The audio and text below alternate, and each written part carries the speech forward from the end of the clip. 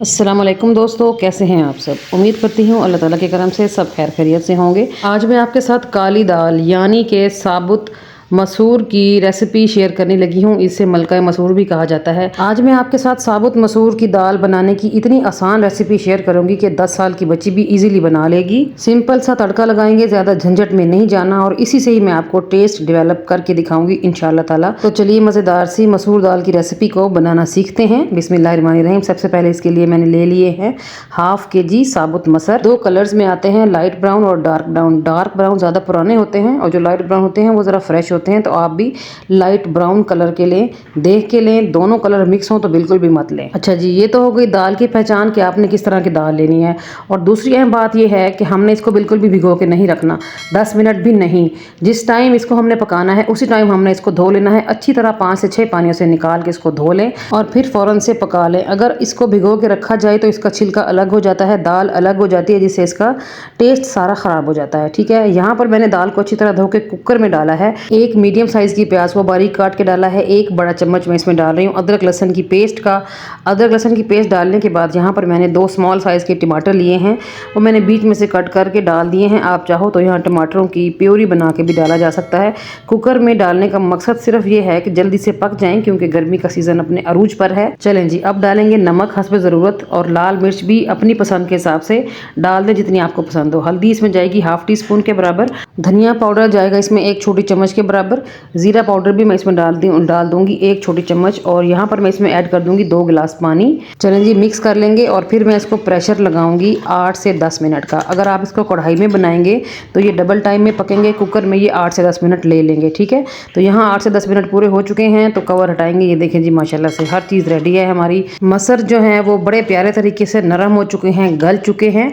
तो बस यहाँ इसको ज़्यादा कुक करने की ज़रूरत नहीं है। इसको हमने एक बाउल में निकाल लेना है और यहाँ मैं आपको दिखाती हूँ कि इसकी जो कंसिस्टेंसी है वो कितनी परफेक्ट है। आप इसको ज़्यादा गाढ़ा करके नहीं उतारेंगे, क्योंकि ये ठंडे होने के बाद और ज़्यादा गाढ़े हो जाते हैं। ये देखें जी, ये मैंने बाउल में निकाल दिया है। तो अब मैं आपको इसकी कंसिस्टेंसी चेक करवाती हूँ चम्मच की मदद से। ये देखें जी, कितने परफेक्ट तरीके से गल चुके हैं।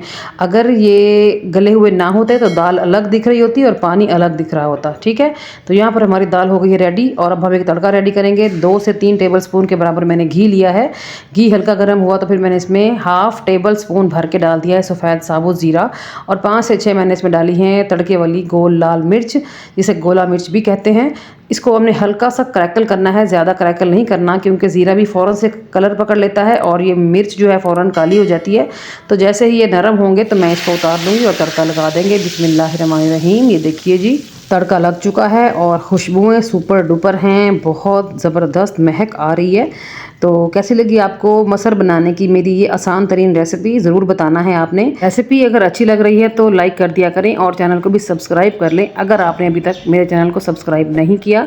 और साथ लगी घंटी के निशान को ऑल पे सेट करें। इससे ये होगा कि आने वाली तमाम रेसिपीज़ का नोटिफिकेशन आप लोगों को सबसे पहले मिलेगा। ठीक है जी, और यहाँ पर मैंने गार्निशिंग के लिए कुछ हरी मिर्चें, कुछ लाल मिर्चें और कुछ अदरक के स्लाइसेस काट के रखे हुए थे, तो जो यहाँ पर मैंने ऐड कर दिए हैं। ये देखें जी, माशाल्लाह से क्या ही लुक आ गई है और क्या ही ज़बरदस्त हमारे मसर की रेसिपी हो गई है रेडी। आप मसर की इस रेसिपी को सादा रोटी के साथ खाएं, चाहे तंदूरी रोटी के साथ खाएं, चाहे इसके साथ चावल बॉयल कर लें या तड़के वाले राइस बनाएं, जैसे भी आपका दिल चाहे आप इसको इस्तेमाल करें। ये हर हाल में मज़ेदार लगने वाली रेसिपी है, तो एक बार तो ट्राई बनती है।